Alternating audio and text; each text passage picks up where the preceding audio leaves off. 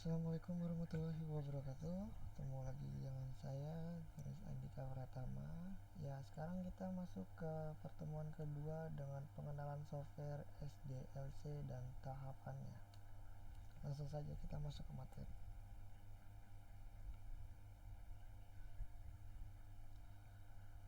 Apa sih pengertian atau perangkat lunak?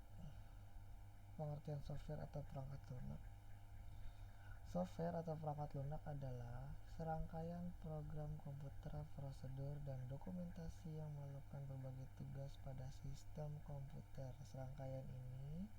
Serangkaian instruksi yang memberikan tugas atau fungsi tertentu pada perangkat keras hardware komputer. Perangkat lunak menjembatani antara pengguna dan perangkat keras, memungkinkan pengguna untuk berinteraksi dengan komputer dan menjalankan aplikasi. Jenis-jenis perangkat lunak. Perangkat lunak sistem. Sistem operasional atau operational system mengelola sumber daya komputer, memberikan antarmuka atau pengguna, dan menjalankan program. Driver perangkat keras atau device driver memungkinkan sistem operasi berkomunikasi dengan perangkat keras seperti printer, keyboard, dan mouse. Utilitas sistem atau sistem utility menangani tugas-tugas umum seperti manajemen file, pemantauan kinerja, dan perawatan sistem. Perangkat lunak aplikasi. Perangkat lunak produktivitas, pengolahan kata Word, prosesor, contohnya Microsoft Word dan Google Docs. Jenis-jenis perangkat lunak. Pengelola angka atau bisa disebut spreadsheet, contohnya Microsoft Excel, Google Sheet. Lalu ada perangkat presentasi atau presentasi software, contohnya ada Microsoft PowerPoint atau Google Slide. Perangkat lunak desain grafis, yaitu ada Adobe Photoshop untuk pengeditan gambar dan desain grafis. Ada juga Corel Draw untuk desain vektor dan ilustrasi. Perangkat lunak keamanan, antivirus seperti Norton, atau Avast. Ada juga ada firewall seperti Windows Firewall atau John Alarm. Jenis-jenis perangkat lunak. Yang pertama ada perangkat lunak pengembangan atau development software. Di dalamnya ada IDE, integrasi development environment, seperti Visual Studio, Expressman. Lalu ada perangkat lunak navigasi dan peta, contohnya Google Map dan Waze. Ada perangkat lunak database seperti DBMS, sistem manajemen basis data seperti MySQL, Microsoft SQL Server, Oracle, dan database. Lalu ada juga perangkat lunak basis data atau database software, membantu dalam desain, pembuatan, dan manipulasi basis data. Lalu ada perangkat lunak hiburan seperti media player, seperti VLC, Windows Media Player, atau permainan atau games, dari permainan sederhana hingga permainan yang kompleks. Ada juga aplikasi streaming musik dan video seperti Spotify dan Netflix. Perangkat lunak jaringan, yaitu ada web browser, contohnya Google Chrome, Mozilla, Firefox, Microsoft Edge. Aplikasi email seperti Microsoft Outlook atau Gmail. Aplikasi chat dan kolaborasi seperti Slack atau Microsoft Teams. Perangkat lunak sistem cerdas artificial intelligence AI,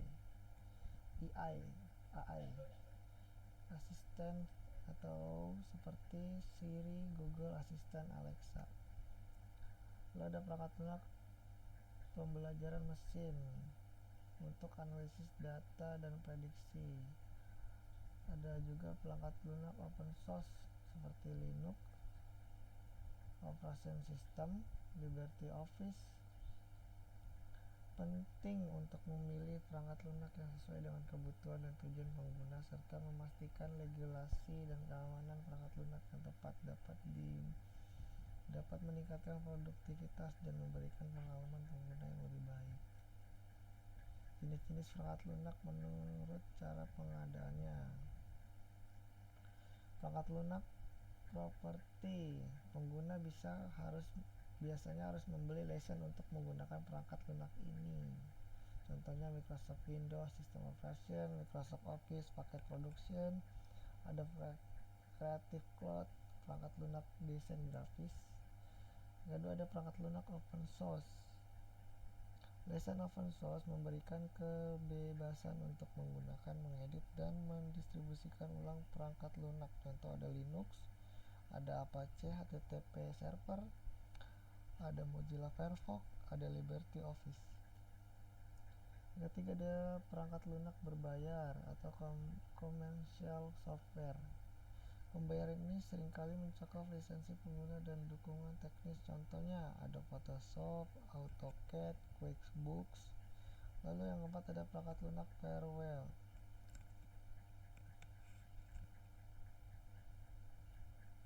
Meskipun gratis, hak cipta dan lisensi perangkat lunak tetapi memiliki oleh pembuatannya. Contohnya ada VLC Media Player, ada Audacity atau Seven perangkat lunak software.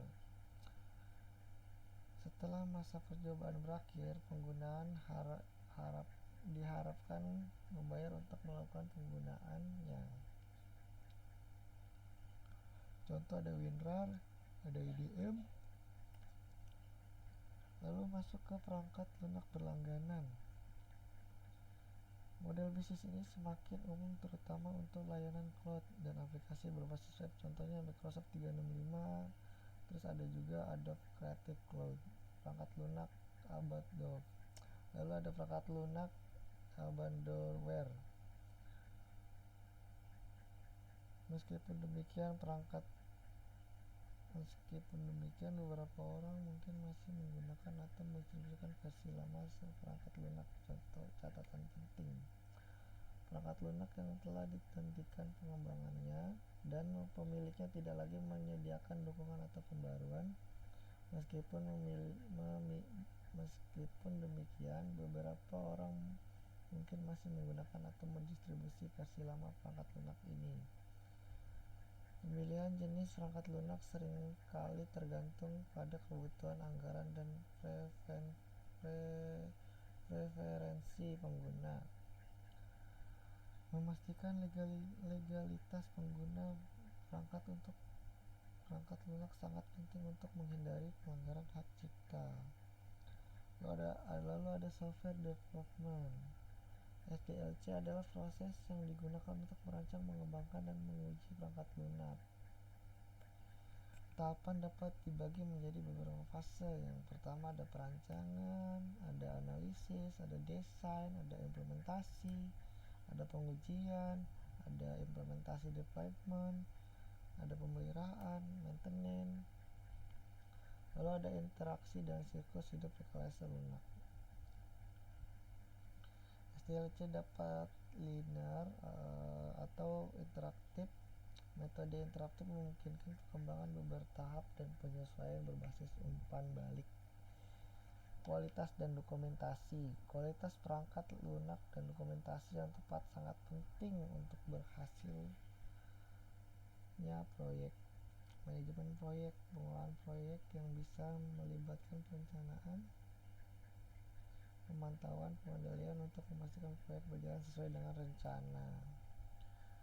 Pengembangan perangkat lunak adalah proses kompleks yang membutuhkan kolaborasi tim, pemahaman kebutuhan pengguna, dan perencanaan yang matang untuk mencapai hasil yang diinginkan. Lalu ada tahapan perencanaan dalam SDLC. Yang pertama, identifikasi proyek. Lalu ada analisis kelayakan. Lalu ada pengumpulan persyaratan, ada perencanaan sumber daya atau penjadwalan proyek, ada juga perencanaan anggaran, ada juga perencanaan resiko, ada juga perencanaan pengendalian perubahan, ada juga dokumentasi perencana. Tahapan perencanaan sangat penting karena menciptakan fondasi yang solid untuk proyek membangun perangkat lunak, membantu menghindari masalah di kemudian hari dan memastikan keberhasilan keseluruhan proyek. Tahapan perencanaan dalam SDLC. Manfaat tahapan perencanaan dalam SDLC. Yang pertama, memastikan pemahaman yang jelas tentang tujuan dan persyaratan proyek. Yang kedua, mengidentifikasi dan mengelola risiko secara proaktif. Yang ketiga, membantu dalam alokasi sumber daya yang efisien. Yang keempat, menentukan jadwal proyek yang realistis. Yang kelima, memberikan dasar bagi pengendalian perubahan selama siklus pengembangan. Tahap perencanaan sangat penting karena menciptakan fondasi yang solid untuk proyek. Pengembangan perangkat lunak membantu menghindari masalah di kemudian hari dan memastikan keberhasilan keseluruhan proyek. Sekian dari saya. Sampai jumpa di pertemuan berikutnya. Terima kasih. Assalamualaikum warahmatullahi wabarakatuh.